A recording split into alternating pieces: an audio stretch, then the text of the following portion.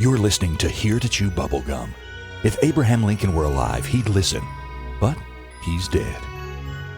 Hello everyone, and welcome to Here to Chew Bubblegum. My name is Goose, and the guy with me to the right is... Cronkite. How are you today, Goose? I'm doing great, buddy. I am doing great. How's your week been? It's been long. It's been tiring, long. I've got a lot of news. I've been up all night, up all day, researching, digging in the trenches. News. Cronkite is full of news. I can't wait to hear about Miley Cyrus this week. Well, you know what? You and a million other people. Before we get started, after the show last week, me and Cronkite had mentioned some of our question of the week responses from last week that we should follow up with one of the guys that posted on our message board. His name is Robert Van Dyke, and for those of you that didn't listen last week or don't recall, Robert made a prediction on our question of the week last week that we would have a asteroid strike in the Atlantic Ocean June 22nd, two major volcanic events, and one in mid-2021 or late 2021. Well, Cronkite asked me last week, why don't you get in touch with him and see if we can get more information? Which was a great idea because I'll be honest, I didn't even think about it. Well, yeah, I mean, I would love to know where he got those dates from and how he's coming to that information. Okay. Because that's too specific just to be a prediction. Yes. Well, I post our question of the week on our Facebook page, on our Twitter account, on Instagram, and on a message board, Paranormalous.com. Okay, so I went back and I looked because I was about 99% sure that Robert posted on the message board. Mm-hmm. I wasn't able to find Robert there. So then I looked on our Facebook page, on our Twitter, on our Instagram, wasn't able to find Robert there either. So then I go back to the message board and I start counting up replies. Okay, now the number of replies was -1. One was missing. And guess which one that one was? Robert Van Dyke. Really? Yes. So either Robert is from the future and he's traveled back and there's no trace of him now. I wish I had screenshotted that. Yeah, that's... But I didn't do that. Robert, come on, man. If you're out there, talk to us. But that has really, started out as a great suggestion, and I would like to hear from Robert. Like Cronkite said, if you are out there, please get in contact with us again. And Cronkite just made sure his phone was on vibrate this week, so we really appreciate that. Yeah, and then the other phone is in the other room. So. Oh, okay. So we're not going to have any breaking news. How many phones do you have? I have several. Several. Listen, okay. It's hard being the news anchor. Oh, okay. There you go. And don't forget the co-host. Right, and the co-host. We're going to start out by reading some listener emails. Do you want to go first, or do you want me to? Sure. These are my emails, right? Yes. All right. So Stephen from Georgia said, "Hey Goose, you mentioned sometime back what formats that you were available on. When will you be on Apple Podcast? I listen to you on Spotify, but like Apple too. Also, what other platforms are you on?" Oh, well, that's a very good question. That one caught me off guard. Give me just a second on that, and I will tell you exactly what was the first part of the question. So he's wanting to know that you had mentioned the formats that you're available on. He wants to know when you will be. When we will be. Yeah, when we will be available on Apple Podcasts. Hopefully soon. I thought we were already on there. We're not. I tried to add us manually, and there was a glitch, so to speak, and it was duplicated for some reason. I don't know if that's because Anchor already put us up there, or if, somebody else had, because I think I told you that somebody else had made a Podbean for us a few weeks ago. The platforms you can hear us on right now are Google Podcast, Spotify, of course, Breaker, Overcast, Pocket Cast, Radio Public, and many more coming soon. If you hear, if one of those wasn't the one that you listened to, please contact us and let us know, and we will add that one as well. But hopefully soon on Apple Podcast. Yeah, I mean, it's We are covered on several forms Yes, or platforms. yes. Yes, we are. And Apple would just be the next logical Yes, it would. step. I'm going to go ahead and mention, too, because I've not printed any of these emails off, but our midweek show next week, that was not our last midweek show. There were some people asking if that was our last midweek show. Or maybe I did print one of those off. It might have been a text. Anyway, what we're going to do Wednesday is we will have the show on Anchor, of course. Will be audio, but we're going to have a live video show of pre-recorded video show of the midweek moment, so everyone will get to see what it's like inside Bunker Studios. Mm-hmm. It's going to be exciting because you guys get to see my face. Well, I don't know about that. It is going to be exciting. Scotty from Arkansas writes, Goose and Cronkite. I've been listening since the second week, and last week's show was the best one yet. You both together are very entertaining. Have either of you heard or saw about the Brown Mountain Lights? Keep up the great job. I've heard of the Brown Mountain Lights. I did a little research on it after I heard about it years ago. I think watching an X-Files rerun. I've never been there in person. Have you heard about it? I can't say that I've actually ever heard about it. It's for years. These lights in Brown Mountain, I think North Carolina maybe. Mm-hmm.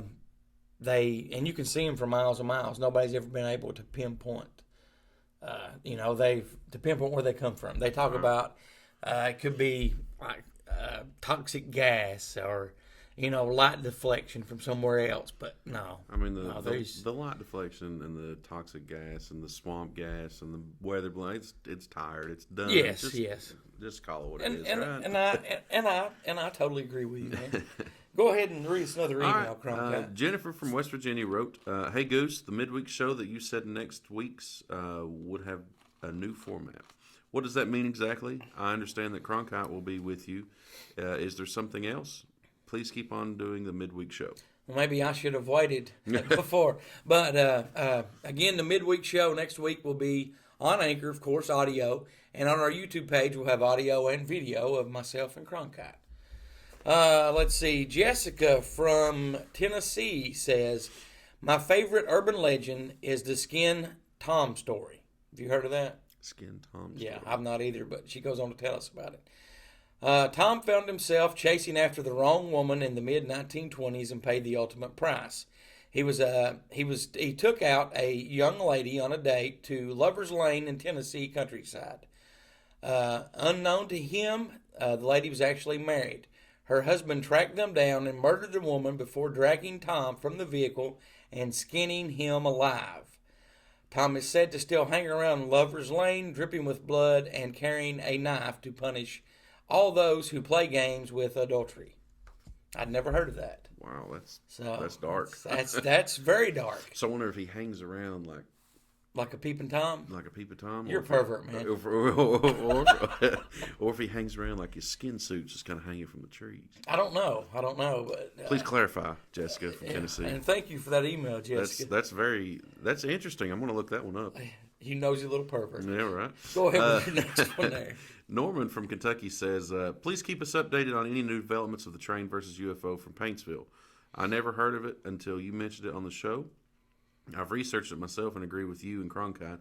I think it is well written and sounds like a report.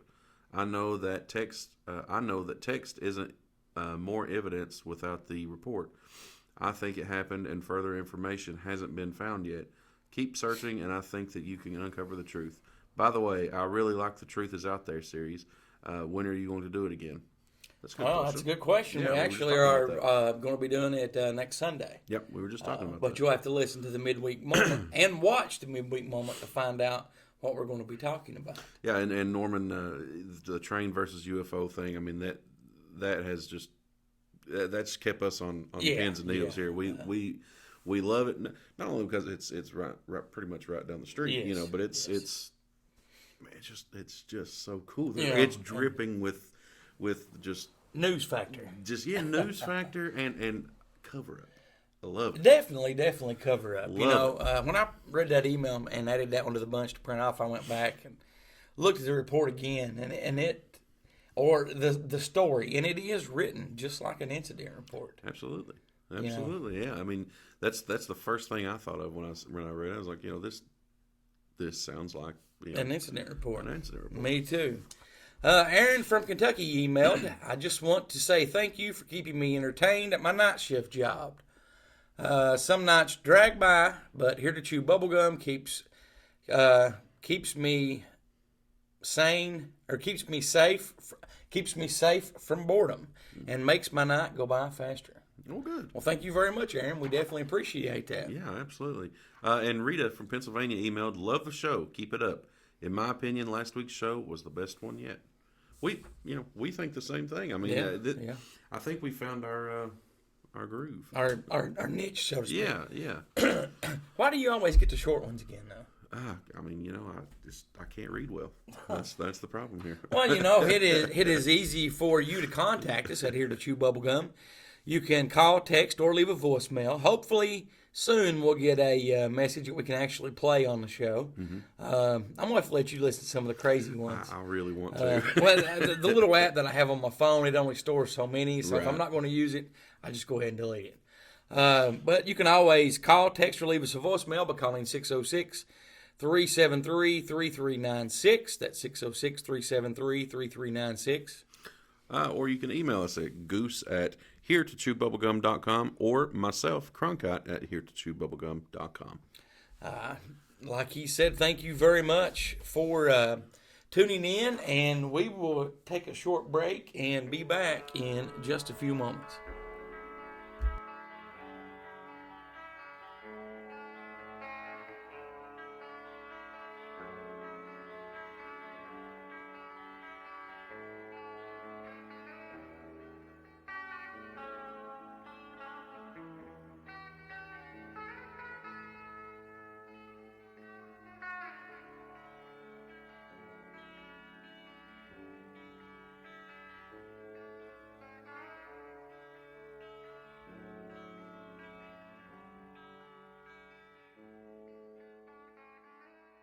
Are you a horror movie fan? Yeah, I dig horror movies. Are you searching for a great internet horror talk radio show to listen to? Why, sure, that sounds quite spiffy.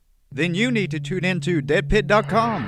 It's the original horror talk radio show. Dead Pit is a show by the fans and for the fans. Uncensored and unbiased opinions are the goal of the show, giving fans honest reviews on new films and vintage classics of the horror genre. Make deadpit.com your #1 horror station destination. Hey folks, it's the Creepy Kentuckian from Dead Pit Radio. And when I'm just sitting around needing something to listen to, I'm checking out Here to Chew Bubblegum.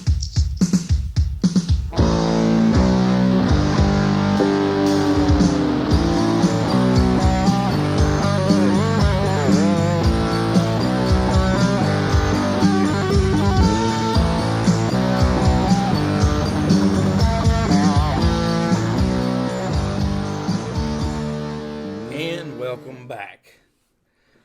Did you hear, or you are a partaker in Facebook, correct? I certainly am. Okay. Well, earlier in the week, a guy named Philip Ritchie posted on Facebook, and this was like, I think, 6 or 7 in the morning when he posted this. Did anyone see a bright light in the sky this morning at 4:30? The whole sky lit up. And some people responded, and Philip himself said it was in Pike, Floyd, and Mingo County, West Virginia. I know a guy in Pike County and had another friend in West Virginia. Well, I had people message me this. I'm not friends with this particular guy on Facebook, but they screenshotted and messaged me what he had posted. And some people, were using stickers and emojis of aliens and saying, wow. And then somebody pointed out that it could be something to do with the meteor shower that we're supposed to get, I guess, today and tomorrow. Basically, they said that it is and I'm probably going to butcher this, Jimamand. It's usually the strongest meteor shower of this year. People are expecting it this year on December 13th and 14th, and it's a major solar activity shower. I had not heard of that. Then Brandon Jarrett, I guess a weatherman, had posted some stuff about it and was saying that what Philip saw could have possibly been the Northern Lights. I was going to say, because so- NASA had reported that there was a solar storm Yeah. in Norway, and that the solar lights would be visible in our area this Well, year. that's what it could have been. But That's pretty great. I hadn't I heard had of that. never. I wasn't up at 4:30. Yeah, and when was that? that was earlier this week. I think on Wednesday, Tuesday or Wednesday, when that was emailed to me. So I wasn't up at 4:30 either. I wasn't either. So I don't know if it was something that was unidentifiable and not a atmospheric event. Please happen again, so I can witness that at like maybe 9:30 in the morning. That'd be nice, right? Yeah. Yeah. No, I mean that's pretty wild. Now I wonder, did it say what kind of light, or was it just a bright It flash? just said or... no. It just said bright light lit up the whole sky. So and you could see it from When Floyd Pike and Mingo County, West Virginia. It very well could have been the Northern Lights, but I mean, if it was like a bright flash and then it was gone, I don't know. I'm 46 years old. Yeah. I've saw the Northern Lights in pictures. I don't think Well, actually, a few years ago, I did see the Northern Lights. I was Really? in high school, yeah, and it was I was down at so. That's 20 some years ago. yeah. Well, that's more than a few years ago. Well, I mean, it was a few years ago to me. Yeah, sure. Okay, go ahead. No, I mean down at the school there, Right. and I saw some green flashes in the sky. It was the Northern Lights. Really? Yeah. So you can actually see them here. I had no clue. I did not know that. That's pretty neat. So you got something to discuss with us? Yeah. So a few weeks ago, you tried to school me on The first the crash. first UFO crash. Yes. But do you know when the first actual UFO sighting was on American soil? I don't remember the exact date, but I think it was in the 1600s. It is. Yeah, you're right. So 1628, is that it? no, close. 1639. Okay. So it talks about this little article that I wrote up here, or that I found here. Right. It talks about on March 1st, 1639, John Winthrop opened his diary in which he recorded the trials and triumphs of his fellow Puritans as they made a new life in America.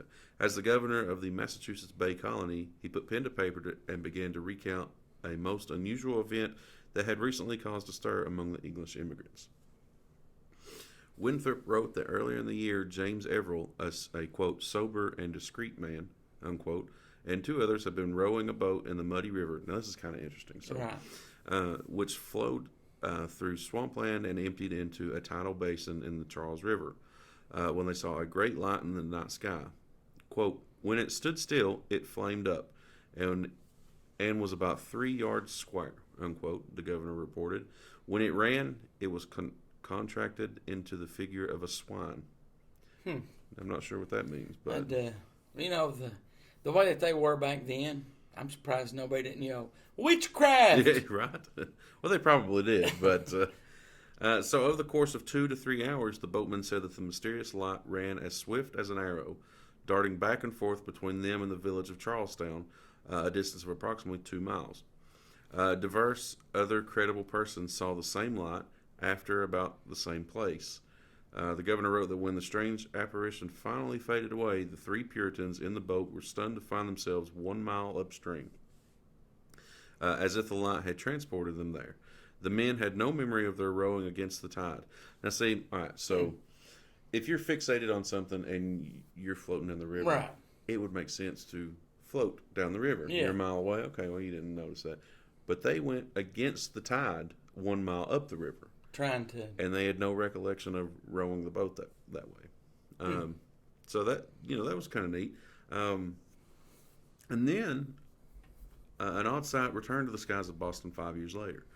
According to another entry in Winthrop's diary dated January 18th, 1644, about midnight, 3 men coming in a boat to Boston saw 2 lights arise out of the water near the north point of the town cove in form like a man.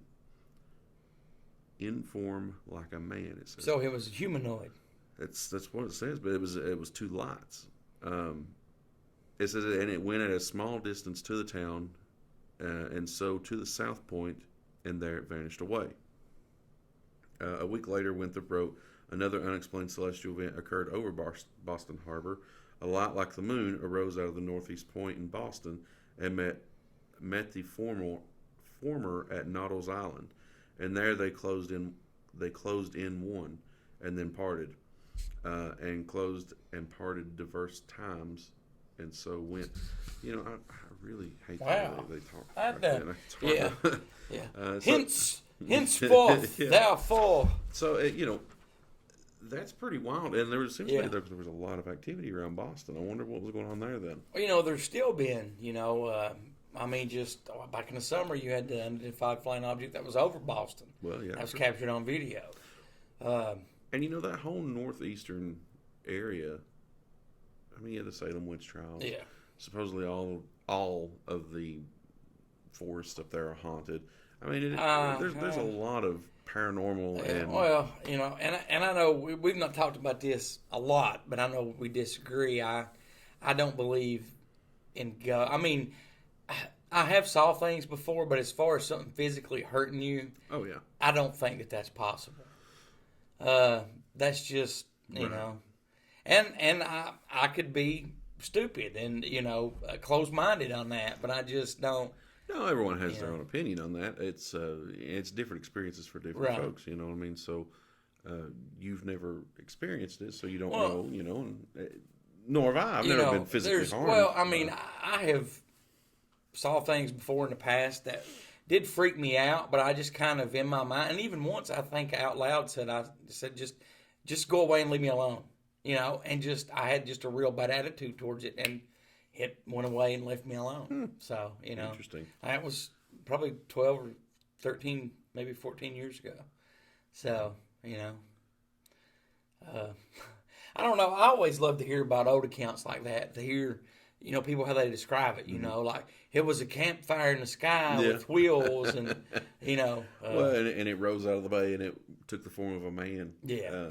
And then it came together as one and then departed. Well, we've never talked about it on the show, and this will be something I'd like to talk about in the future. What do you think about the lost colony of Roanoke? What do you think happened to those guys? It's hard to say. I mean, some people say, the Indians killed them all. There's no evidence of that. Mm-hmm. Some people say, well, they moved in and migrated with the, when you don't have an account, a physical account of things, it's so easy to speculate on what it might have been and what happened. I mean, who knows, really? Right. You know what I mean? There are some theories out there that the colonists from Roanoke inbred with Sasquatch for real. That Sasquatches came in, killed all the men, kidnapped all the women. Huh.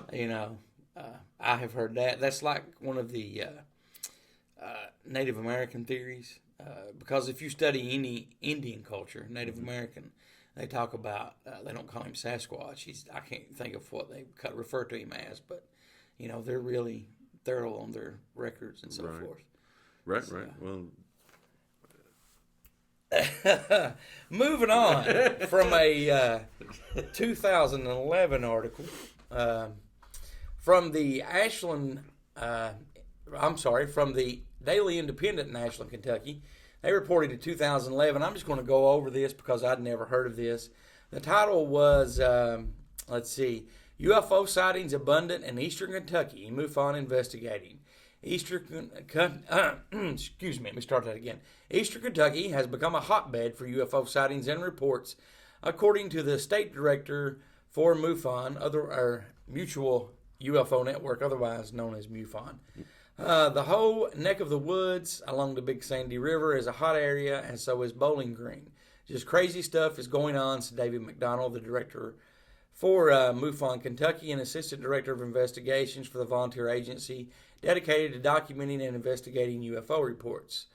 McDonald, who is a commercial airline pilot, see, there we go. We finally got guys that know their stuff. Mm-hmm. They're pilots. They know what goes in the sky, what doesn't go in the sky, what we have from our planet that can do versus what, Well, and that's awesome that he is a commercial pilot, because even 10 years ago, it would be unheard of for a commercial pilot to say, hey. Exactly. Because You're talking about psychological evaluations Yes, then, yes. and then you might get to fly again, you might not. You might ruin your career by coming forward. There you go. Anyway, this old report says that a UFO sighting in Greenup County was under investigation by trained MUFON agents. And I will do a little update on this. It just basically said that probably 90 to 92% of all the sightings are explainable, McDonald said, but there are ultimately UFO reports that don't turn out to be aircraft, satellites, or even stars. He recalled an incident from a man in Great Britain who reported a large silvery disc in the sky above his home. McDonald said investigators determined that the mystery object was the moon, and alcohol was suspected in that case. I didn't know you were from Great Britain. Nah, I'm just joking with you. And I know that wasn't you because, you would have turned into a werewolf if you'd been out looking at the moon. That's a fact. Correct? That's a fact, yeah. But I just found this interesting because, this was 2011, and before the end of 2012 was when we had the incident here with the so-called, what was it, the internet balloon. Oh, yeah. So, yeah. this would fit in that same time frame. Internet balloon, they said. Yeah, that was funny. McDonald also said that Kentucky is the state with the first verified case of an aircraft being down by a UFO, as well as the place where the phrase "little green men" was originally coined. Did you know that? I didn't know that. Yes, that started Really? right here in our bluegrass state. So I just wanted to mention that. The article goes on and on, but I just thought that was cool. Eastern Kentucky, not getting stereotyped, and we coined the phrase "little green men," and Finally, So- something we can be proud of. exactly. So, but that is a really interesting It article really is. for you to go back and check it out. Yeah, I definitely will.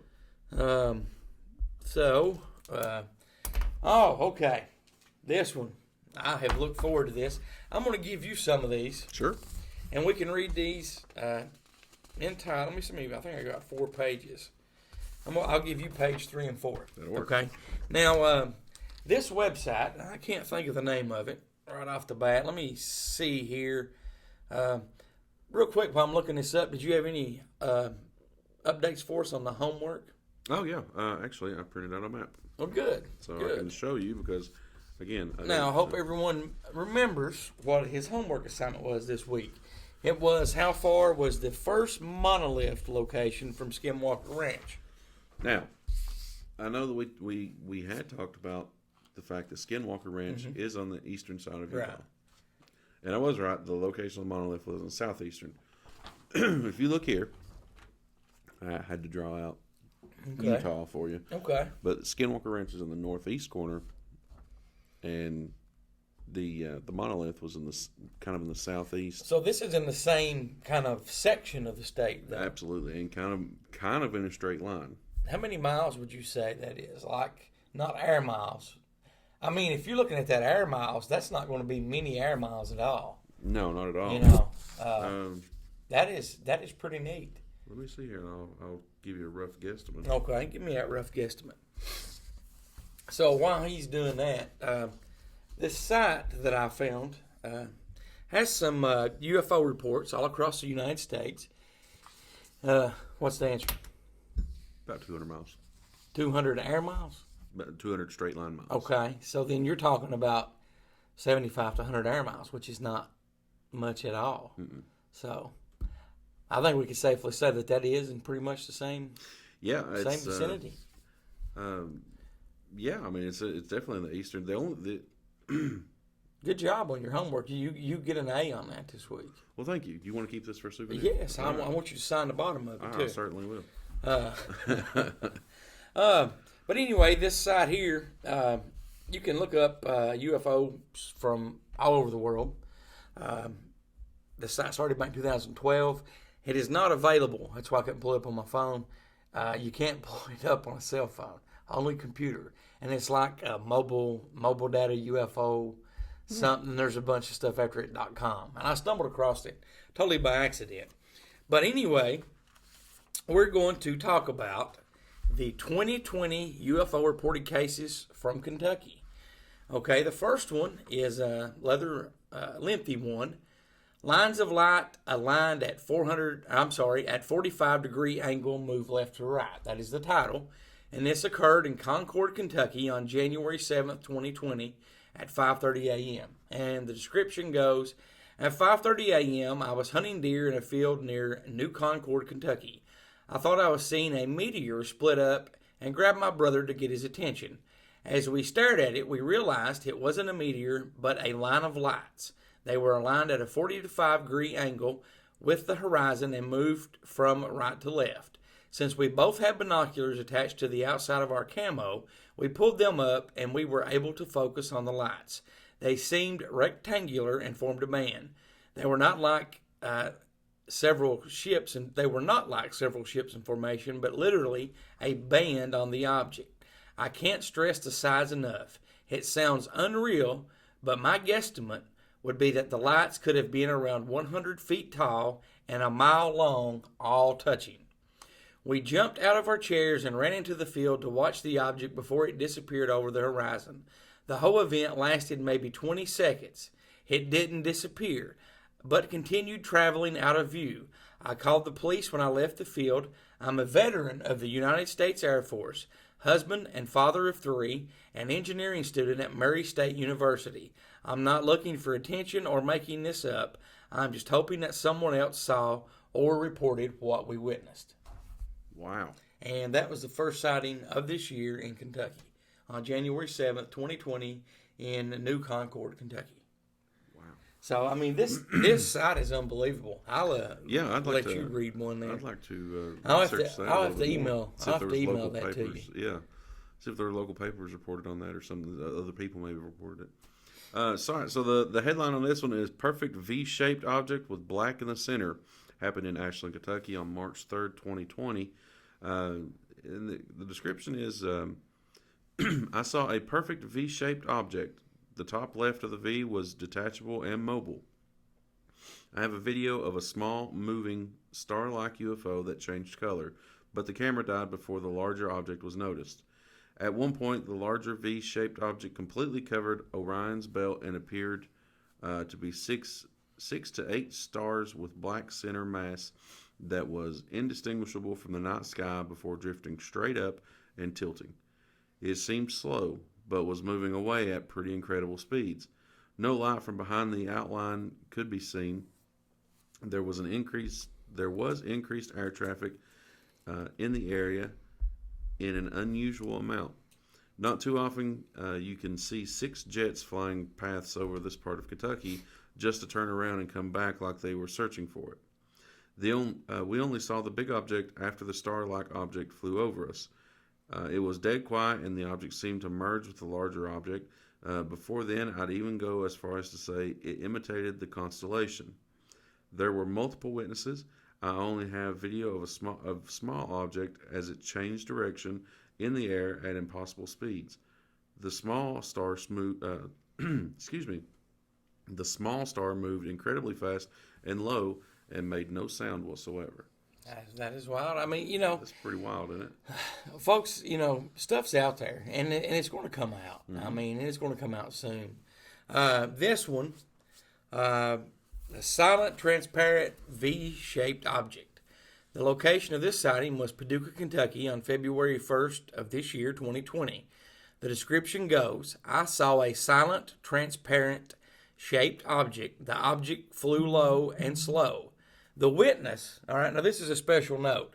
It said the witness stated that the above sighting was the same object at the sighting of the silent, transparent, V-shaped object over Bakersfield, California on September 7th, 2017. So this website, and I'll put it up on my computer here when we get done, and I'll email it to you. It is very precise. It's not mainstream, but like you could click on this, and it takes you to the Bakersfield, California story. So this is like an independent investigator that has this site. I could spend days. So just reading. I actually had to make myself break away. You ready for the next one? Oh yes. All right. So a bright light with green glow was sighted between Upton and Bonneville, Kentucky, on November 1st, 2020, around 6 p.m. Around 6 p.m. Central Standard Time, a bright green light was seen while driving on I-65. I told the two other occupants in my car to look, and they also saw the bright light that seemed to have a green glow to it. My fiance believed it was a meteorite falling to Earth, but it was huge. We tried to find any information, but were unsuccessful. I found a website with this number, so I am texting it in hopes to find more info. We were on I-65 between the cities of Upton and Bonneville, Kentucky. We live in Bonneville, Kentucky.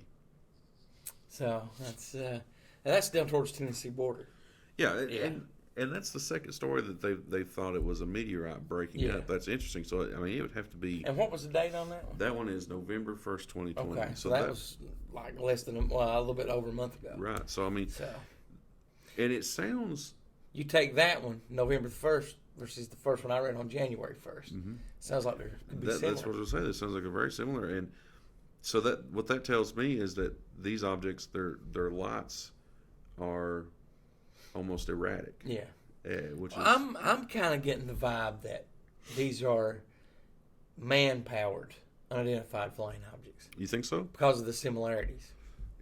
Yeah. Okay. Yeah, I see where you're coming from on that. Because usually UFOs are always different. Right. There's almost never the same report. But if you're out conducting tests and so very interesting. Thank you. This last one of mine, 8 star-like objects make circle, then go away in ball of light. The location of this sighting was Crab Orchard, Kentucky, on January 24th, 2020, at 6:50 p.m. Eastern Time. The description is as follows. I saw 8 stars in the sky, and they made a circle in the sky. As I started walking on the ground in front of my house, it went away in a big ball of light at 200 miles an hour, and I never saw it again. So, and they were 8 of those. So those could be 8 mini ships. So were they in formation, or were they all? It doesn't say. Just said I saw 8 stars in the sky, and they made a circle in the sky. As I started walking on the ground in front of my house, it went away.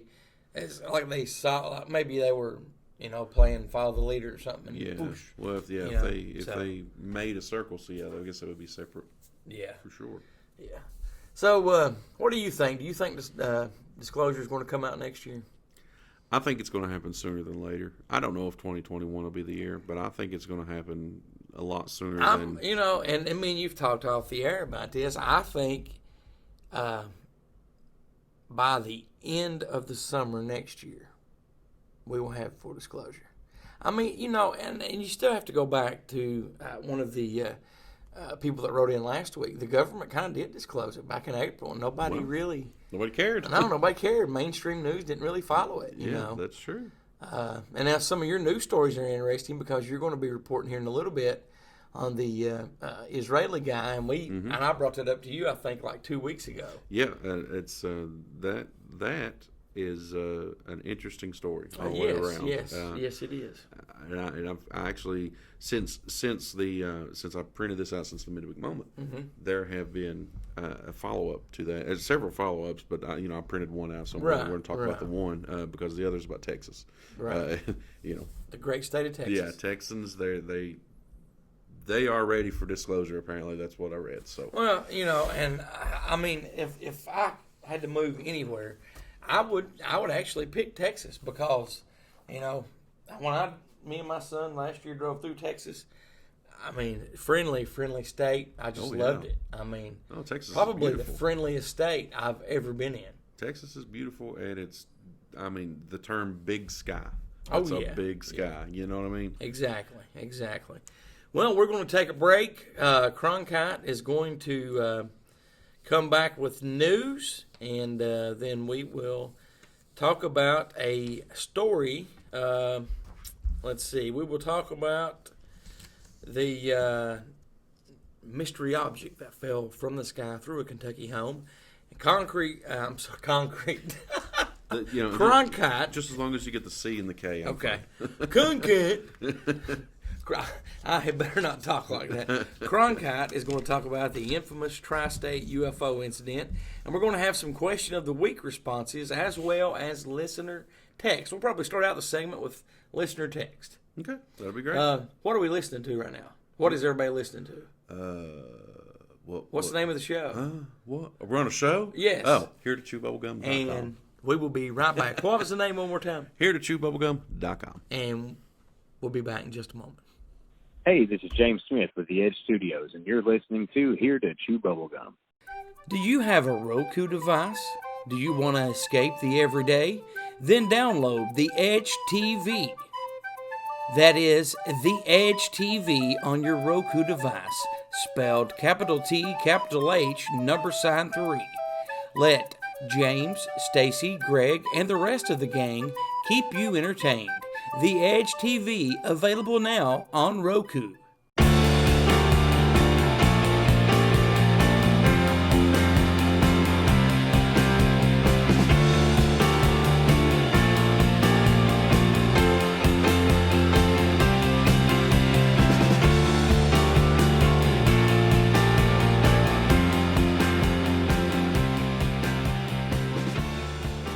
It's now time for the news with Cronkite on here to chew some bubble gum.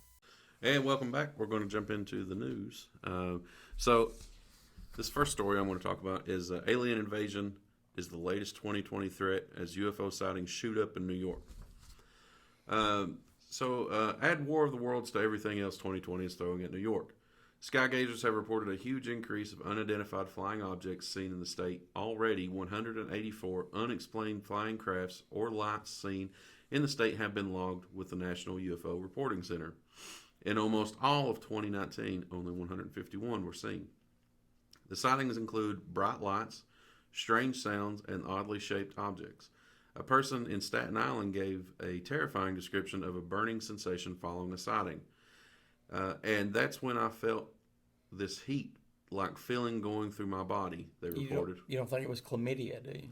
It's possible. Okay. I mean... I'm sorry, I didn't mean to interrupt. You just gave me the perfect setup there. I couldn't ignore it. You know where that is, right? Starting at my head like some sort of radiation, burning me like frying me. And that's when I realized it was the craft. Others were less disturbing. We were on top of a rooftop viewing the Perseids. Sounds good to me. When the glowing green UFO passed directly overhead at a low altitude, followed by what sounded like a military aircraft. The green lights were revolving in a figure eight as the craft moved quickly from east to west toward Manhattan. The military aircraft that appeared to follow it was very loud. So that's probably, they were afterburners and everything. Yeah, right? yeah. Sounds like they were chasing it. Yeah. Nationwide, there have been thousands of witness accounts of UFOs submitted to the center. UFO hunting has been a popular pursuit in the United States since the mid-20th century when Kenneth Arnold, a businessman piloting a small plane, filed the first well-known report in 1947 of a UFO over Mount Rainier in Washington.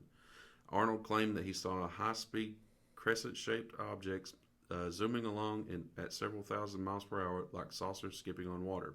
Now, that is where we get the term flying saucers.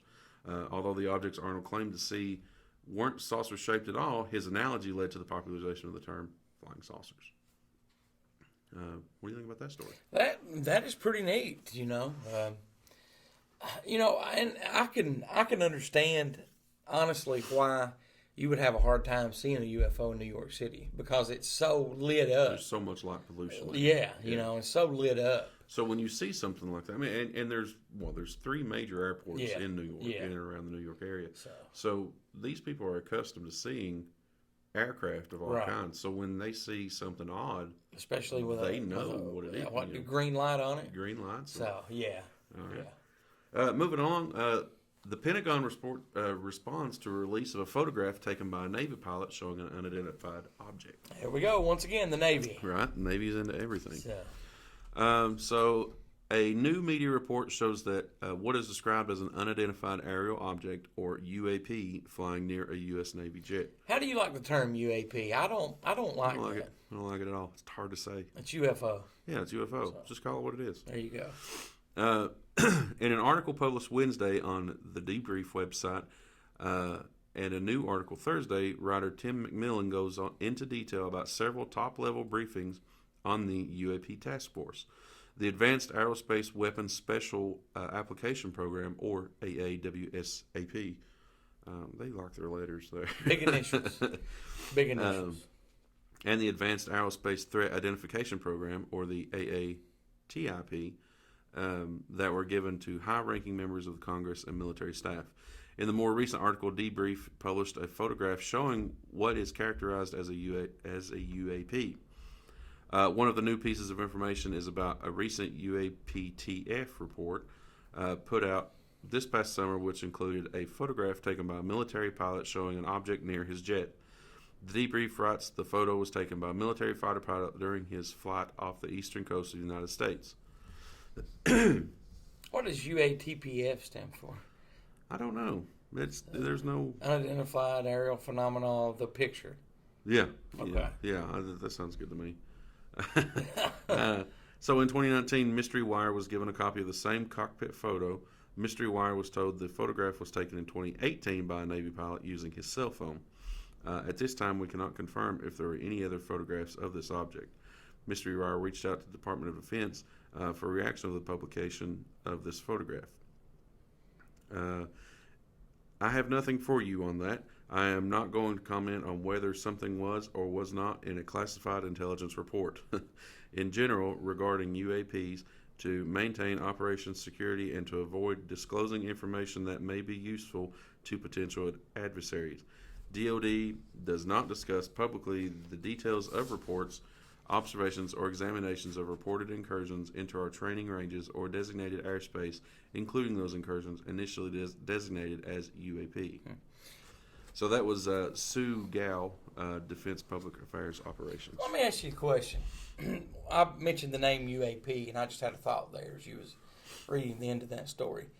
Do you think that they've purposely changed or want to change UFO to UAP? So when they do disclose officially more than what they already have, that and they already have said UAPs do exist. Mm-hmm. You know, they said that back in April. That's technically what they said. You know, right? Do you think that will try to make them where the government has lied to us for so long and the powers that be have lied to us, that one trying to soften the blow for people by calling it a UAP? Well, yeah, I mean, I guess it could be because for years we've thought of the term UFO as aliens, right? As dangerous, something to be afraid of, right? Maybe UAP is a new term, like a softening. They're trying to coin it to I don't want to hurt your feelings, right? You know, and that kind of makes sense with the way the world is today about how people don't want to hurt people's feelings and that. Yeah, you're 100% correct on that. Yeah, it's interesting that they have tried that they've stopped calling it unidentified flying objects and they refer to it as a UAP. It's interesting. Okay, so a retired Air Force lieutenant colonel made a bold UFO claim in his final. One more thing about the last story.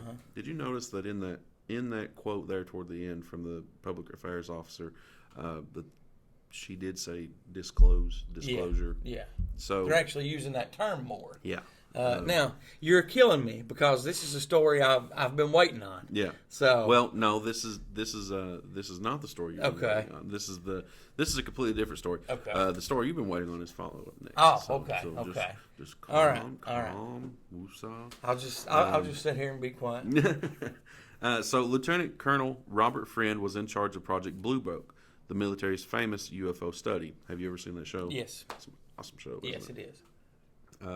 A retired Air Force official in charge of one of its most famous UFO research efforts said before his death last year that the effort may have been scuttled not because it was fruitless, but just the opposite.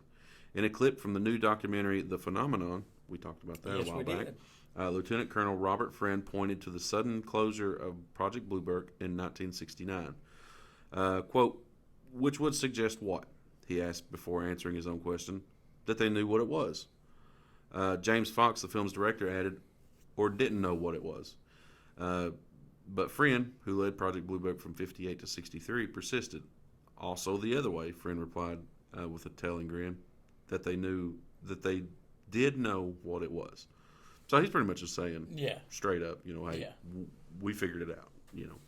This is what it was. Officially, the project was shuttered despite some 700 open cases because it no longer can be justified either on the ground of national security or in the interest of science. But Friend, who died last year at the age of 99, suggested in his last interview that the shutdown could have been for another reason. Friend, who was one of the Tuskegee Airmen in World War II and the only black leader of the Project Blue Book, heading it during the Civil Rights Movement, was originally skeptical of claims that aliens had ever made the long trip to Earth. Do I believe that we have been visited? No, I don't believe that, he told the HuffPost in 2012. And the reason I don't believe that is because I can't conceive of any of the ways in which we could overcome some of these things. How much food would you have to take with you on a trip for 22 years through space? How much fuel would you need? How much oxygen or other things to sustain life would you have to have? However, Friend has also called for more study and said he believes there could be life elsewhere. I think that anytime there's a possibility of scientific pay dirt from the studying these phenomena, that yes, it would be much better if the government or some other agency was to take on these things and to pursue the scientific aspects of it.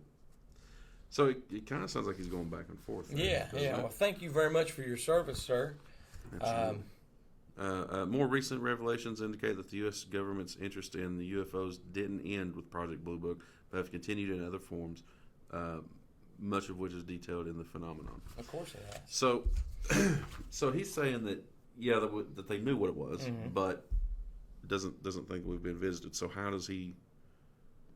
Well, I don't know. I think we have been visited. I think look at our technology. And that's a surefire sign that we've been visited. Absolutely. So. All right, drum roll. Okay. It's time for you. All right, former head of Israeli Space Division. Aliens are real, and Trump was on the verge of confirming. Retired Israeli general and current professor Haim Eshed told a newspaper in Israel that not only are aliens real, but that the U.S. and Israeli governments have been working with them, and President Donald Trump was recently on the verge of confirming their existence. Eshed, who retired in 2011 as the head of Defense Minister's Space Division, served as the head of Israel's space security program for nearly 30 years and is a 3-time recipient of the Israel Security Award. That was reported in the Jerusalem Post. He explained that Israel and the U.S. have both been dealing with aliens for years. So this is a quote from the paper. The UFOs have asked not to publish that they are here. Humanity is not ready yet. Trump was on the verge of revealing, but the aliens in the Galactic Federation are saying, wait, let people calm down first. They don't want to start mass hysteria. They want to first make us sane and understanding. They have been waiting for humanity to evolve and reach a stage where we will generally understand what space and spaceships are. There's an agreement between the U.S. government and the aliens.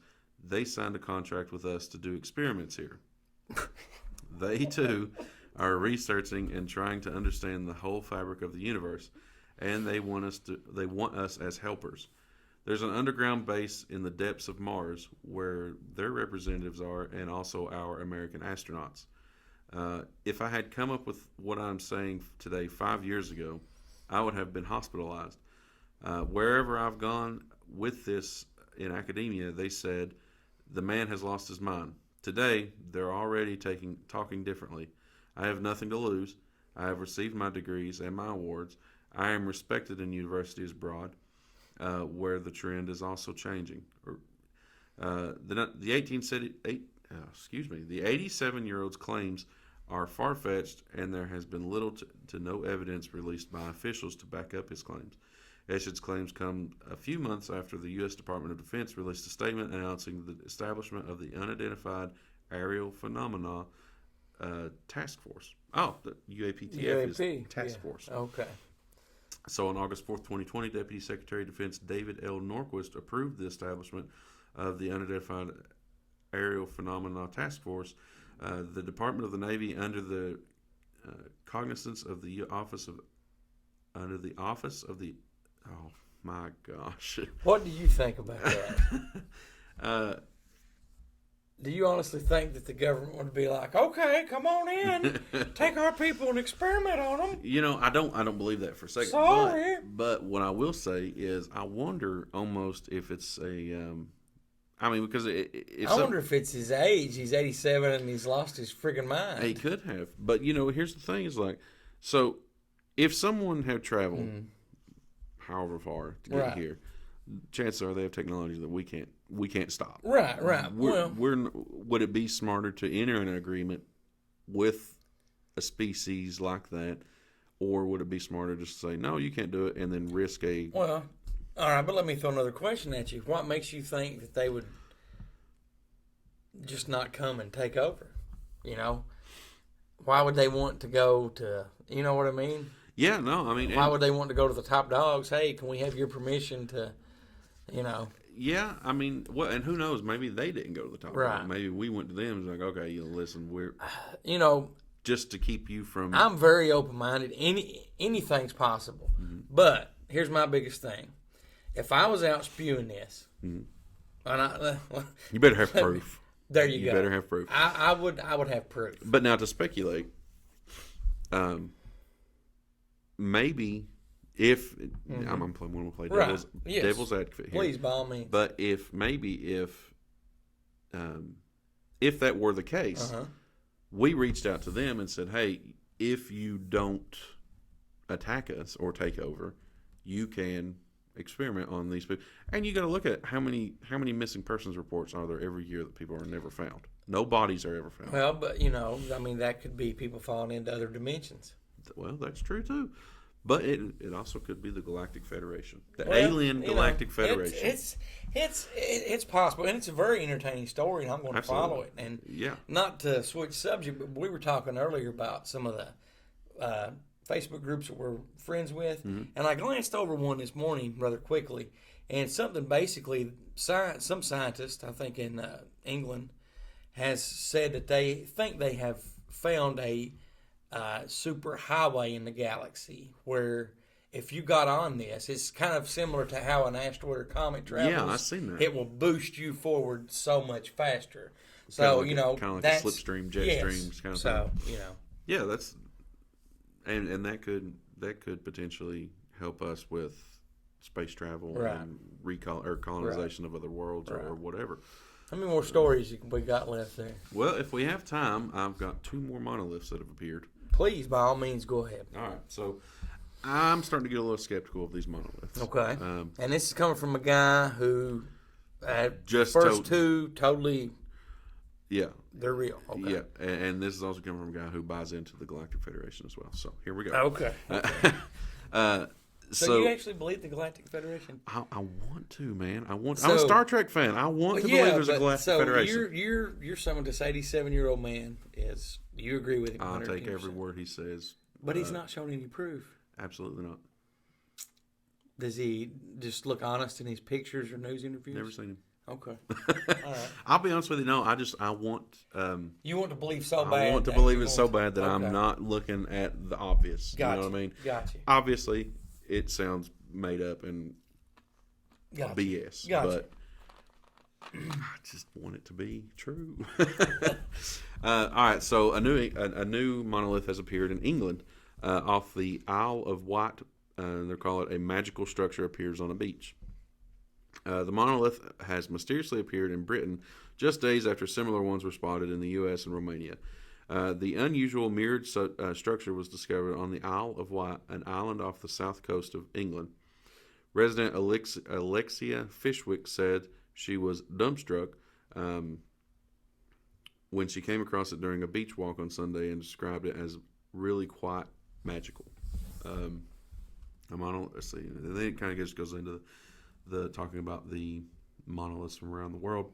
Miss Fishwick said, "I'd read about the one in Utah and then Romania, so I knew the significance. Many people took no notice of it." She said that first people thought she had photoshopped the images when she put them online. Lee Pickham, a lawyer living on the island, said, "I saw it and wondered what it was and thought it a rather strange thing to see on the beach. I wondered who put it there and why." Now, a DJ robbed a bank Okay.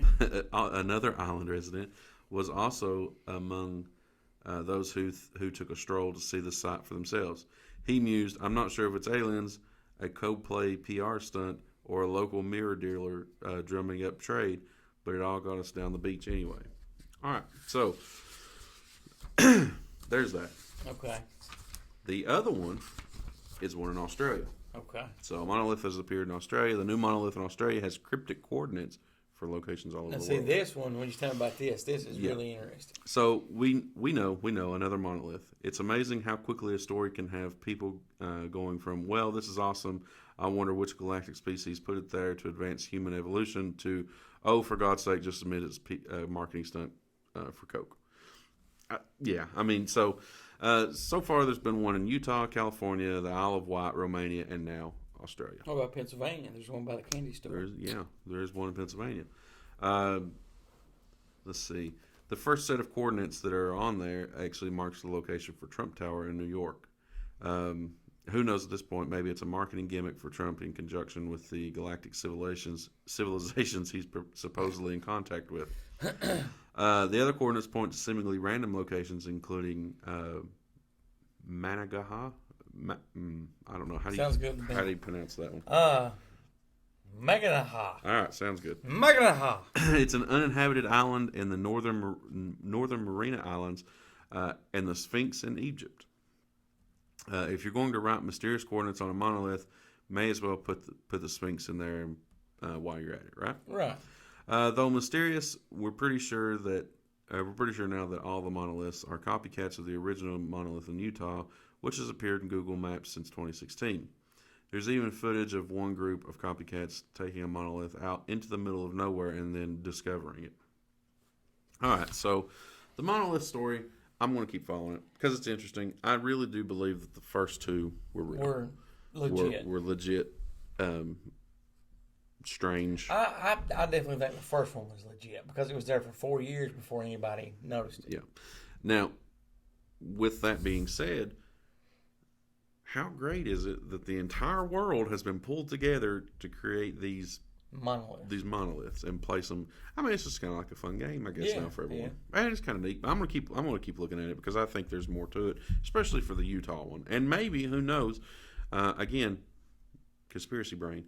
Maybe they're flooding the media with these monoliths and reports of these monoliths to take away from the fact that monolith in Utah had been there for years and years, right? And maybe was the legit deal. And that's very possible. That's very possible.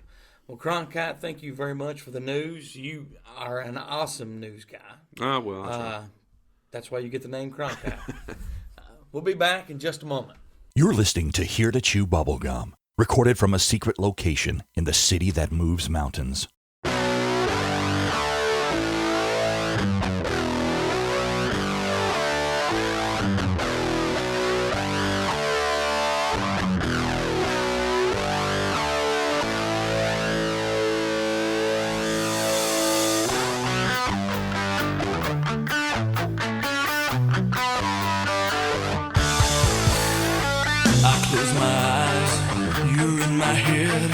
I can't stop thinking about all those things you said.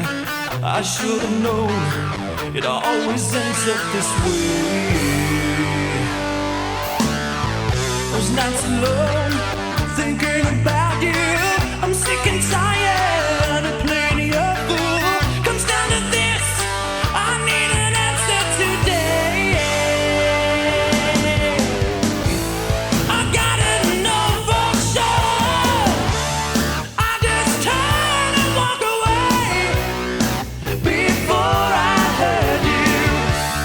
Is there nothing I can say to make you forget about the past? How can you force yourself to stay? Baby, turn and walk away.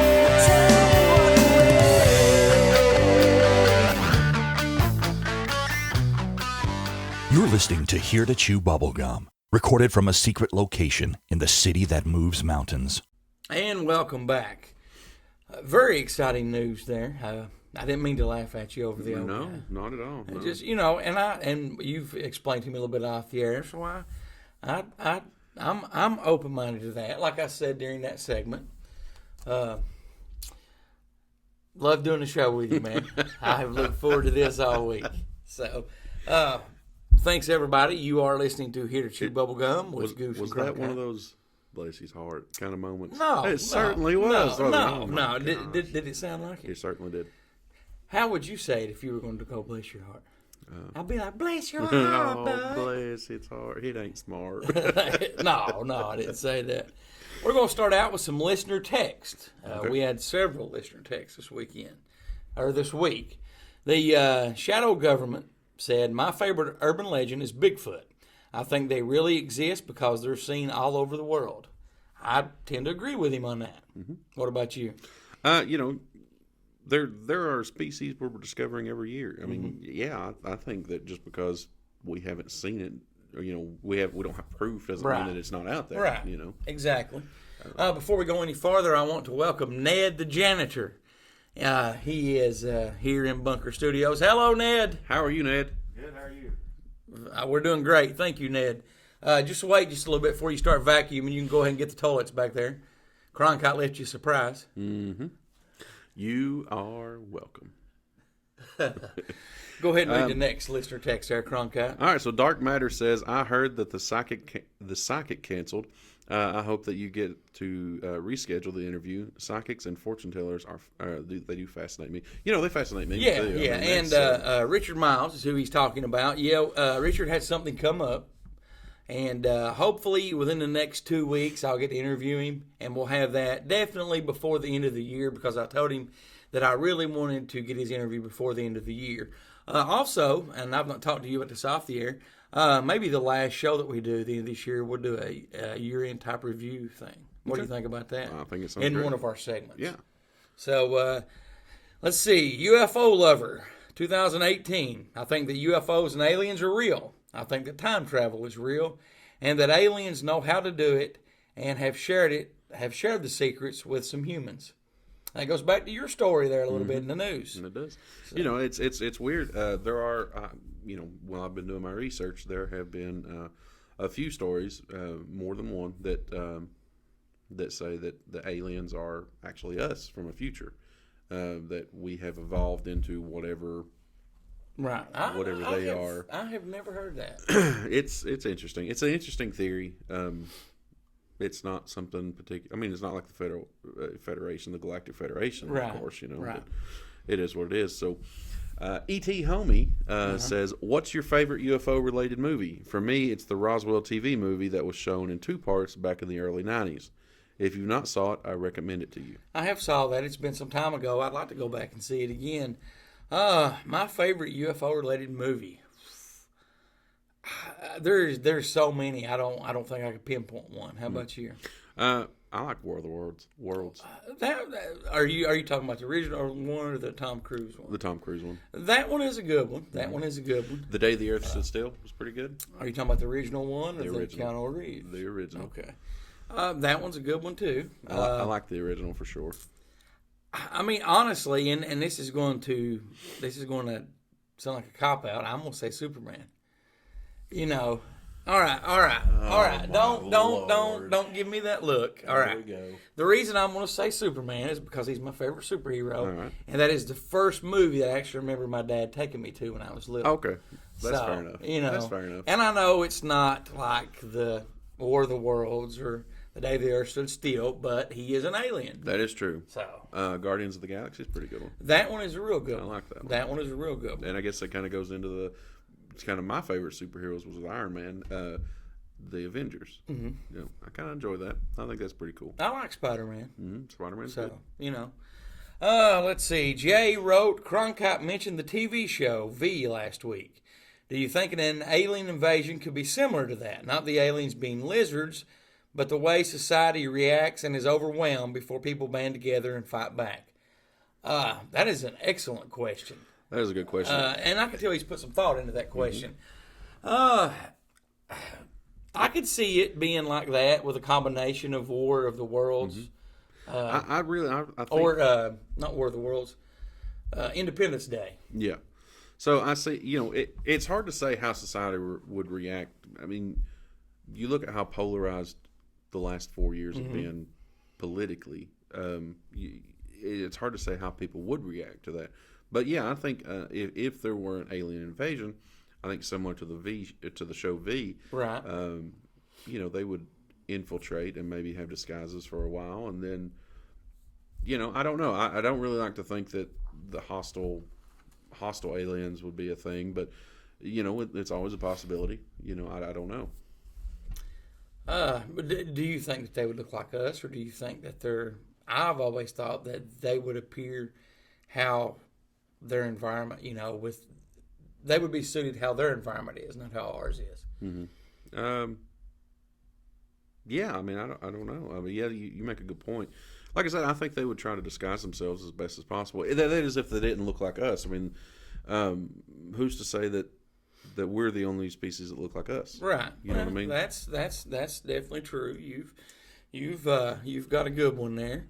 Our last one, and this was a text, and I forwarded you this earlier in the week. They didn't leave a name, Okay. and the number, it was a series of numbers and letters. So I don't know if it was sent from a computer to the show cell phone number, but it's unknown. And do you want to read it, or do you want me to? Sure, I'll read it. All right. So unknown, they didn't leave their name. You need to use caution. Your beliefs and views could be monitored if they aren't already for the truth to come out. They will make you appear to be crazy or mad. I say this because it's happened to me. Now, my question is about that. Do you think this could be the doctor from Israeli that said? Well, no, I don't think it could be him, because Okay. he would be Because he's high 87 and he probably don't know how to use a cell phone. Yeah, right. Is that right? That's Okay. exactly right. What do you think about that comment? I think it's interesting. And hey guys, we're just reporting on what's pretty much out there already. It's not like we're we're digging around. Not yet. When I read that, I mean, it doesn't bother me, and it still don't bother me. When I when I texted that to you, I was hoping it wouldn't bother you, and I loved your reaction, that you gave me, because I didn't want you to think, oh my God, I need to quit doing this, because we're just now finding our groove, like I said earlier, and getting on a roll, and we're getting more listeners, and we gel good together, and this is always how I wanted the show to be. I didn't want it to be a single person show. Right. How I started it out. Yeah. And I'm so glad and thankful that it didn't scare you away. No, absolutely not. So, I think it's awesome. It made me happy. Well, good. I had the biggest smile on my face when you read that. Well, I'm gonna be honest. When the thing went off and I saw it, and I'm like, what? And then I got distracted, so I had to wait a few minutes, maybe 10 minutes or so before I actually had to go in and read the text. And I see these series of numbers, like there's 2 numbers and then like a letter sign B. And then there was a dash, and so then I'm like, and I did Google the number, and it did, it just said the number not exist, which I already knew that it wasn't going to exist with letters and numbers. But I do think that, based on my experience, that it could be from an app on a website somebody's used. But that was pretty cool, because if you're talking about stuff that make people think, we definitely know that we're doing that now. Yeah, and to whoever actually sent that to us, we appreciate you looking out for us and trying to give us the warning. And we, genuinely concerned about our safety, and we appreciate that. Yeah, thank you. Let's see here. I have got the next one here, mystery object story. So basically what this is in 2019, the Courier Journal in Louisville reported a homeowner says a mystery object damaged his house. It didn't fall from a plane, said the FAA. The Federal Aviation Administration says that a mysterious object that damaged a Kentucky man's mobile home earlier in October did not come from an airplane. A North Fork Southern Railroad says that any nearby rail lines have nothing to do with the canister-type object at the home in Bergen, roughly 75 miles southeast of Louisville. What about the National Guard or Fort Campbell Military Base? Could the object have come from possibly something else? Nope. All the news and lack of it leaves Tommy Woolsey still wondering about the origin of the object that damaged a wall and part of his bathroom. And this is a quote from Mr. Woolsey. Seems to me they should be able to trace the barcode on this thing. That's what he told the Courier Journal. I've actually looked at this, and this looks like a miniature rocket. It's like green with the different numbers and letters and stuff. I wish I printed a picture off and showed it to you. But, it's definitely man-made.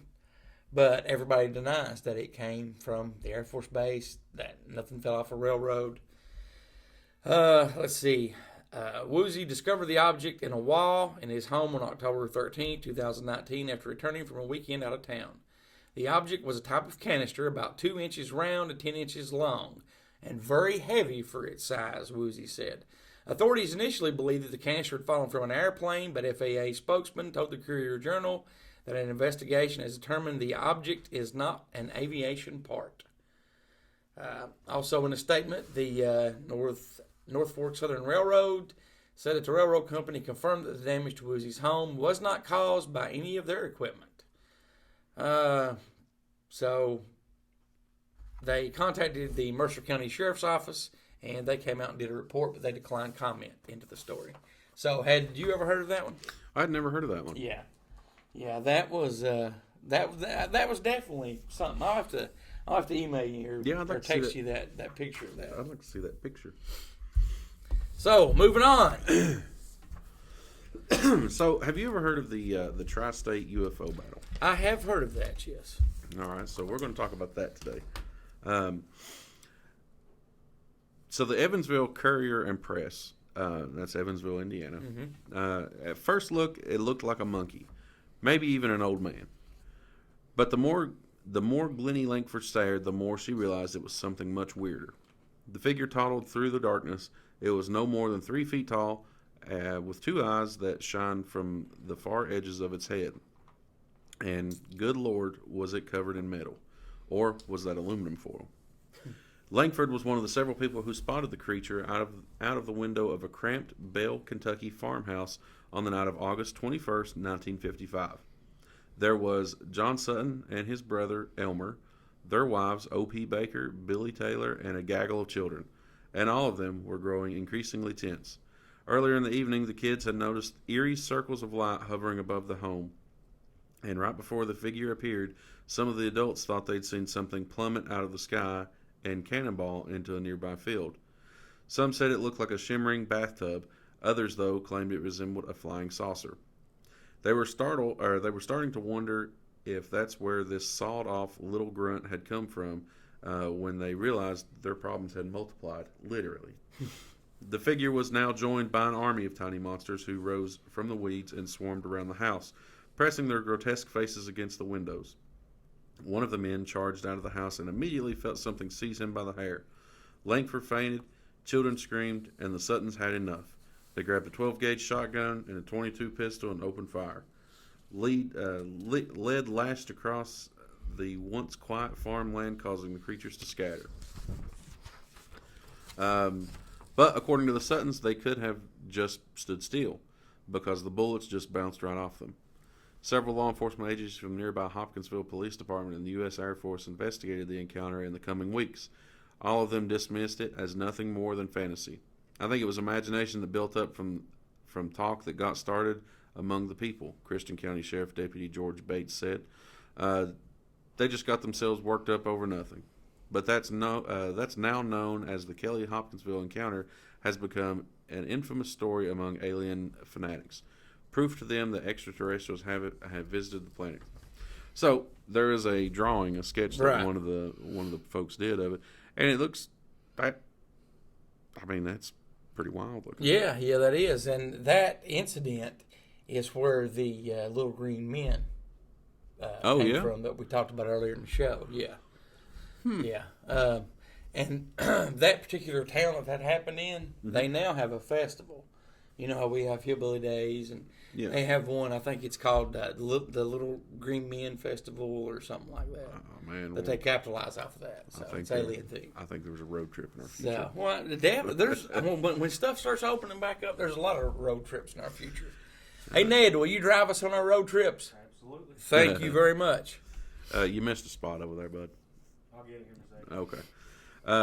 So the History Channel's Project Blue Book reported on this, or did a show on this. It dedicated an entire episode to it on February 11th.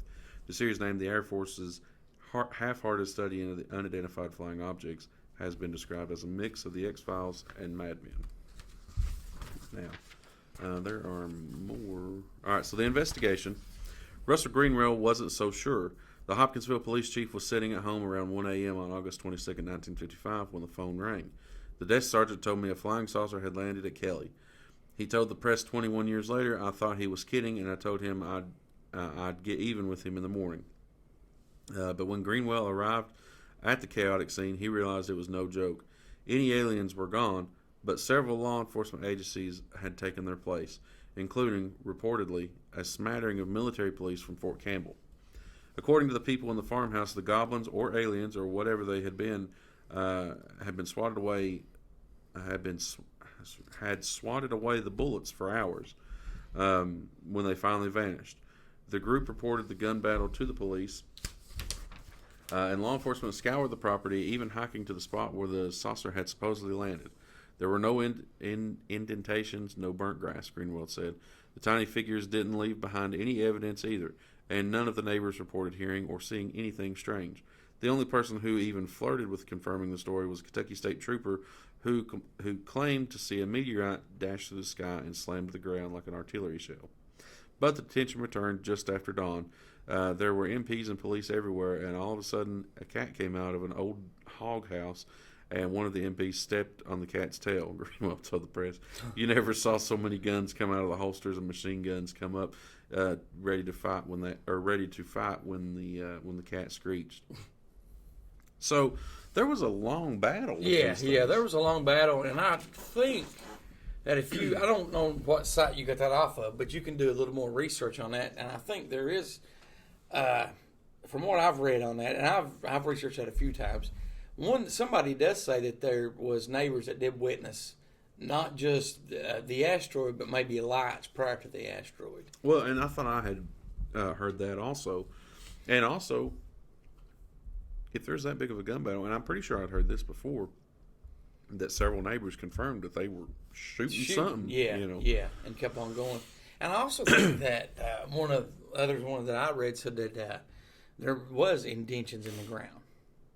So, like 3 of them, I think. I'll have to look that up. So, yeah, that was a good one. That's always fascinating. Now you know, the little green men, that's where that come from. Fantastic. Let's see. We'll read some of our question of the week responses, and then we'll tell you what our new question of the week is. We had a tremendous response from this. Started Edge said elevator game. I have no clue what that is. Our question of the week was, what is your favorite urban legend? Thank you very much, Started Edge. I have no clue what elevator game is. Maybe you can let us know what that is, because I've never heard of that. I actually looked it up. You know, that was just that was it. That's posted on the message board, just elevator game. So I don't know if that's now, and this is true, and I know you're going to laugh. And yes, I felt terrible since then. Years ago, when I was probably 7 or 8, I was at a hospital, visiting, I think, some of my cousins or something like that. And my mom had let me go down to use the restroom on another floor. So, the whole hospital was only like 4 or 5 floors. And so when I get off, I hit all the buttons. Only to find a pregnant woman, them wheeling her in the elevator. So I ran off after that. You're a terrible person. Well, I was like 7 or 8 years old. I look back now and, I really regret that I did that. The startings of a terrible person. All right, so Emerald Fudd 44 says, one of my favorite urban legends is the Maine Hermit. If you do the listener topic show again, you should talk about that and the body under the bed urban legends. Well, I'm going to circle this one right here. We will keep that. All right. Let's see. Bobby Akers, friend of the show, says Bloody Mary. I know it isn't real, but it's creepy enough just to be awesome. Yep. Thank you very much, Bobby, for that. And James Smith says The Man from Torrid. That is a good one. Have you heard that? I've never heard of that one. You have to research that one because Okay. this man supposedly landed at this airport, okay, and they were scanning his passport and it fake, supposedly. And so they start questioning him. He has an ID from Torrid. He has money, but all this stuff is like his ID is so many years in the future. And he's trying to find Torrid on a map, and Turkey's actually there. So, they keep questioning him. They check him into a hotel room, put a guard outside of his hotel room, and the next morning he vanishes. So, and that is the urban legend of the Man from Torrid. You have to research that. Yeah, I'm looking that one up. Good That one sounds good. And that one is also, that was James Smith that was our guest last week on the show. Okay. He came from Arkansas. The Boggy Creek Monster is my favorite urban legend. That's a good one. I like that. I chose it first because it's a legend from my home state, and second because people still claim to spot the monster to this day. So that is a good one. And he's talking about the, I guess the Legend of Boggy Creek was the name of the movie. Yeah. So Poison Apple writes The Jersey Devil. That's a good one. That is a good one. Let's see. Lewis, I've always liked the legend Cropsey. I believe it. New York is where it is based at. Sadly, this one is actually true. I did not know that one was actually true, but let's mark that one too. So looks like we've got one more to go. All right. So Oklahoma Dan says the Shaman's Portal. It's supposed to be located in the Beaver Dunes Park. I've never heard of that. Never heard but of it if it's a portal, I'm definitely interested. The question of the week this week. You want to go ahead and read it there? All right. So the question of the week this week, which all right, what is? that's where it's at. Okay. Yes. What is your favorite UFO or alien themed movie or TV series? I've already answered that. Yeah, we all have. What did you say yours was again? Well, you actually listed two. Yeah, and that says one. Well, if we're talking about now, you've actually said you like Project Blue Book too, the TV show. So yeah. So are you more of a TV show guy or are you more of a movie guy? I like a good series. Tell us the truth. I like a good series. Okay. But I'll be honest with you, I like getting into the movies myself. I like popping a big bowl of popcorn nothing like it. and getting into my Snuggie. And so you don't actually do this at the movie theater, no, do you? well, yeah. Oh, okay. That's how you do Okay. it. So if we're talking about a TV show, my absolute favorite TV UFO show, I would have to go with Star Trek. Star Trek is a good one. I love it. Now, are you talking about the original or Next Generation? Next Gen, obviously. Okay. Because I didn't really watch them much after the Next Generation. I watched an episode of one or two. Then the one with Scott Bakula. I watched a couple episodes of it. Enterprise was the name of it. Yeah, and that was a very good one. Yeah. Now, if we're talking about movies, I don't know. There's, like you said, there's so many good ones. I'd have to say, probably War of the Worlds, maybe Armageddon, something like that. Armageddon? Or not Armageddon. Armageddon's not an alien or UFO movie. Not Armageddon. Independence Day. That's it. That's the one I'm thinking of. All right. So, again, our question of the week. What is your favorite UFO or alien-themed movie or TV show? You can always call, text, or leave us a voicemail by calling 606-373-3396. That's 606-373-3396. Or you can email us at Goose at HereToChewBubblegum.com or Cronkite at HereToChewBubblegum.com. That's absolutely right. Real quick, let me mention this. I printed this off. I'll just mention it real quick. This is an urban legend. What is your favorite urban legend? Loch Ness Monster. Oh, that is a good one. That is a good one. What do you think, Nessie? Do you think Nessie is legit? I think she is too. I think there's too much we don't know about under the water. Yeah, and I totally agree with you. This one is a Kentucky urban legend. Have you ever heard of the Witch Girl of Pilot's Knob? No. All right, let me tell you about this one before we take a break to come back to hear the last one that Cronkite picked. I've been waiting on. The Witch Girl of Pilot's Knob is a strange and scary legend surrounding a young girl who was buried in a concrete grave in Marion, Kentucky, years ago, back in 1916. So, This was what, 104 years ago? Yeah. Okay, a you were woman like named 10? Mary. Yeah, a woman. Yeah, well, I'll have to bleep that out. Well, no. In all fairness, I didn't say it. So, a woman named Mary Louise Ford and her 5-year-old daughter, Mary Ellen Ford, were living in Pilot's Knob. Both mother and daughter were accused of being witches, and the superstitious villagers were too terrified to wait and bring them to trial. Instead, they dragged the mother and daughter out of their house and burned them alive at the stake. And this was in 1916. They buried the mother's body somewhere else, but they were afraid that the little girl would come back from the dead in search of revenge. So the fearful villagers made sure that they took precautions to protect themselves. They buried her right in Pilot's Knob in a steel-reinforced coffin. After they lowered it into the grave, they filled it with concrete.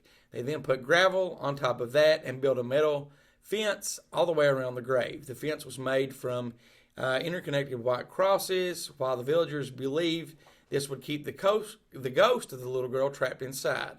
According to legend, the little witch's ghost paces back and forth behind the fence. They say that she is still searching for her mother, who was buried somewhere else, but she cannot escape the confines of the fence.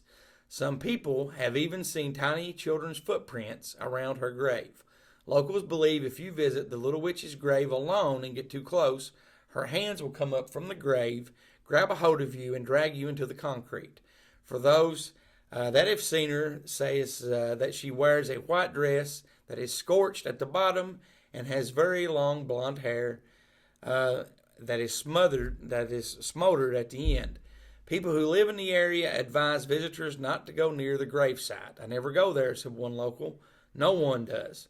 There is a lot of stuff that goes on up there. Other locals will tell you that they need to turn around and not go into the cemetery.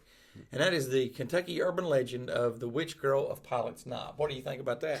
I think if that one is true, for them to have done it in 1916, I hope the whole village went to jail for that. Yeah, that's crazy.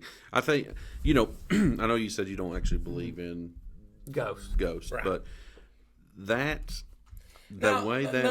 me clarify something real quick.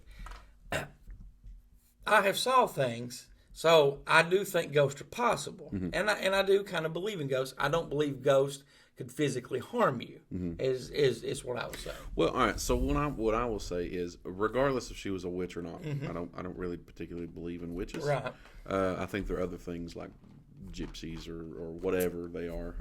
So you don't think witches are real? I don't think so. What about the good witches that are into vegan and dancing and hugging trees and all that stuff? I think they're just hippies. Okay. So, all right. What I will say is, a few shows ago we talked about how everything is connected. How if you and Ned were in an argument, if I walked into the room, I could literally feel the tension before I even figured out what's going on. What was going on? Everything is connected. But I think that what happened to that little girl and her mother, that death was so horrifying, so traumatic, and I think there was a lot of evil there. Whether the townsfolk realized it or not, it was them. Right. You know what I mean? That caused everything. Yeah. And I think that was such a disruption to the fabric of that area that, I'd say that you probably could see some stuff there, or there are haunted souls there or whatever, because, that is a terrible, terrible way to go. Yes. And I agree with you 110%. We're not going to break. Let's just go ahead and keep going. Okay. So the next one we're going to talk about, and Cronkite has found this all by himself, and Miley Cyrus chased by aliens. Yeah, so do you know who Miley Cyrus is? Yes, I do. Her dad, Achy Breaky Heart. Billy Ray. So it says Miley Cyrus was either chased down by a UFO or had too much weed wax. Probably had too much weed wax. I would say so. I don't know. Miley's probably herself an alien, so we don't know. If extraterrestrial beings were ever to make contact, they would certainly do a lot worse than when it comes to Earthlings than Miley Cyrus. I didn't write this, just so we're clear. Okay. The pop star revealed that she once had a close encounter of the peak Miley kind after being chased down by a UFO while traveling through Southern California with a friend. Or maybe it was a little of the weed wax. She admittedly she had bought from a guy in a van. That's your first mistake. Wonder if he had free candy. Right. So a conversation with designer Rick Owens for Interview Magazine published on Monday, Cyrus recalled the experience in vivid detail. I was driving through San Bernardino with my friend, and I got chased down by some sort of UFO. I'm pretty sure about what I saw, but I'd also bought weed wax from a guy in a van in front of a taco shop. Jeez, Monica. So it could have been the weed wax, he explained. What about the tacos? Oh my gosh, this story, I'm so sorry. Oh, no, you're... But the best way to describe it is a flying snowplow. It had this big plow in the front, and it was glowing yellow. I did see it flying, and my friend saw it too. Cyrus said that perhaps the most unsettling part of the encounter was locking eyes with the being piloting the UFO. Is it possible it was a snowplow? It could have been. Well, actually, I'm just going to tell you right off the bat, I actually believe this one versus the 87-year-old guy from Israel. Really? No. Okay. No, not at all. All right, good. It says, I didn't feel threatened at all, actually, but I did see a being sitting in the front of the flying object. It looked at me and made eye contact, and I think that's what really shook me, looking into the eyes of something I couldn't quite wrap my head around. The Midnight Sky Singer went on to add that a couple of other cars witnessed the event too, which in her mind is more than enough evidence that what she saw was real. Was there any reports from any of the other people in the cars? Not that I found. And I'm going to sound real negative here. It's possible that she didn't quite understand, it being a working human. A person driving a snowplow. She probably just didn't understand. Well, but all right, let me for a living. All right, I'm not real. I mean, I've never been to California. That's where my dad was raised at. So there's not a lot of snow, right? Yeah. Why would there be a snowplow in California? Mm-hmm. That's a good question. Maybe it was a sand plow if she was on the beach. Could have been a sand plow. And it could have been a bulldozer or traveling down a highway. I guess I don't know. Yeah. She says she was shaking for 5 days. It really effed her up, she said. I couldn't 5 days. I couldn't really look at the sky the same. I thought they might come back. Listen, she doesn't actually say that. That's the first time she said it was in the sky, and she made eye contact with it. So, was this thing on the roadway she was driving, or was it over top of her? I'm not sure. Let me ask you a question real quick before you go any further. What would your boss say if you called him on a Monday and you're like, I'm sorry, I can't come into work this week. I've been chased down by a UFO. Well, I know initially would be said that I would be going for a drug test. Right. But then, do you think you would get 5 days off? Well, I think I would get 5 days off plus the rest of my life. Oh, yeah. Okay. Yeah. So, aliens seemingly have quite preoccupied with Disney Channel alums, it says. Considering Demi Lovato also recently shared that she had made contact with the great beyond. Last week, Lovato said she got up close and personal with otherworldly visitors while visiting Joshua Tree with Dr. Stephen Greer. Yeah. Self-described as one of the world's foremost authorities on the subject of UFOs, ET intelligence, and initiating peaceful contact with ET civilizations, according to his Instagram bio. Now, this I actually did back up because I went to Stephen Greer's Instagram, and there are pictures of them. You're talking about Demi Lovato. Mm-hmm. So, yeah, because I think during the second show I might have reported on that, and I saw those. Now, and we've talked about Stephen Greer off the air, and we'll mention him again very soon. But he had been on the Art Bell Midnight in the Desert show. Yeah, I've always found him 100% legit. Yeah, I'm a big fan of Stephen Greer. Unacknowledged is a good documentary. He's got something else coming out. He's wrote several books. Huge fan of Stephen Greer. Can't wait to talk about him more. Hopefully there are more stories out there about him. Definitely. Well, I hope you've had fun today. I know I have enjoyed this. Yeah. I can't wait to do it again. Don't forget we have the new YouTube midweek show coming up on Wednesday. So I'm looking forward to that. Looking forward to doing the show next Sunday. Thank you very much, Cronkite, for being here. We're going to close things out. I want to say special thanks to the Creepy Kentuckian, Uncle Bill, ST3B, everyone else over at deadpit.com, James, Stacy, Greg, and the rest of the crew at the Edge Studios. That's the Edge Studios, spelled TH #3. As always, thanks to Carlin for all the voiceover work and the music from Flannery. Again, don't forget our YouTube midweek moment next week and our question of the week. What is your favorite UFO or alien-themed movie or TV series? You can't pick two. Well, you actually can. You can't. But, you can always call, text, or leave us a voicemail by calling 606-373. 606-373-3396. Or you can email us. Yep, you can. If you have anything you want Goose to take a look at, you can email Goose at goose@heretotchewbubblegum.com. If you have any news stories that you want to see me report on, you can email me, Cronkite, at heretotchewbubblegum.com. Is there anybody you want to say bye to?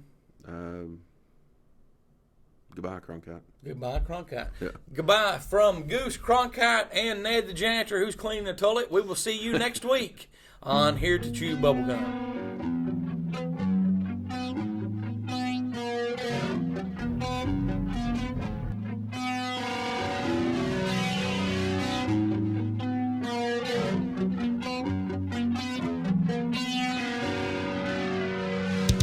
Thanks for listening to Here to Chew Bubblegum. Tune in next time as we dive deeper into things the government doesn't want us to know.